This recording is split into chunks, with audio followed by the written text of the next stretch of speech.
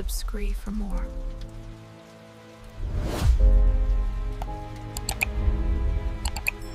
I never thought a single sentence could erase 15 years of loyalty, but that night it did. Not shouted, not argued, just said calmly, like a rule being read aloud. I'm not yours. Don't touch me. Her name was Meredith. I'm Colin, 43, married, or technically still married, living in a house that felt more like a waiting room than a home. When Meredith and I met, she admired that I was steady. I wasn't flashy. I worked logistics, paid bills on time, fixed what broke, showed up when I said I would. She said that made her feel safe. For years, that was enough. We weren't perfect, but we were partners. Then slowly, safety turned into indifference. Conversations shortened. Affection dried up. I noticed I was always the one initiating, adjusting, apologizing, even when I didn't know what I'd done wrong. I told myself this was marriage. That passion fades. That grown men don't complain about intimacy. So I adapted. I stopped reaching for her hand in public. I gave her space at night. I learned how to live with the quiet. The problem was, the quiet didn't feel neutral. It felt dismissive, like I'd been demoted in my own life.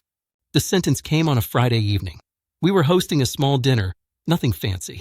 Just wine, takeout, familiar faces. Meredith's friend Tessa was there, someone she'd known since university. I'd met her a few times over the years. Smart, observant, the kind of person who listened more than she spoke. The night was relaxed, until it wasn't. After dinner, we stood in the kitchen, everyone else in the living room laughing over something on television. I reached for Meredith's waist, a casual gesture, automatic. She stiffened instantly and stepped away. Her voice was low but sharp. I'm not yours. Don't touch me. No explanation. No embarrassment. Just a boundary delivered like a verdict. Something shifted in me. Not anger. More like recognition. I nodded, said nothing, and poured another glass of water. No one else heard it, but I felt exposed, stripped of something private. I realized in that moment that whatever we were pretending to be in public no longer existed in private. I went outside to get air. The patio was cold, quiet, the city humming in the distance. I leaned against the railing, breathing slowly, grounding myself. I wasn't going to make a scene. I wasn't going to plead. I was tired of translating silence into hope. That's when Tessa came out. She didn't ask what happened. She stood beside me, shoulder to shoulder, looking straight ahead. You didn't deserve that, she said softly. I shrugged. It's fine. She shook her head. It's not. We stood there longer than necessary. No flirting, no drama, just a shared understanding. Then she did something unexpected.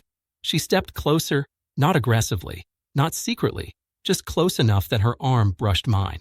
She pulled me gently toward her, a brief, human gesture. Not sexual, affirming, the kind of contact that says you exist. I didn't pull away, but I didn't lean in either. I stepped back after a second. You shouldn't, I said. She nodded. I know.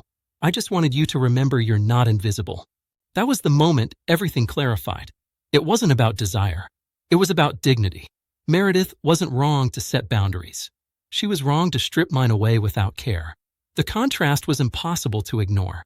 One woman had spent years distancing herself without explanation.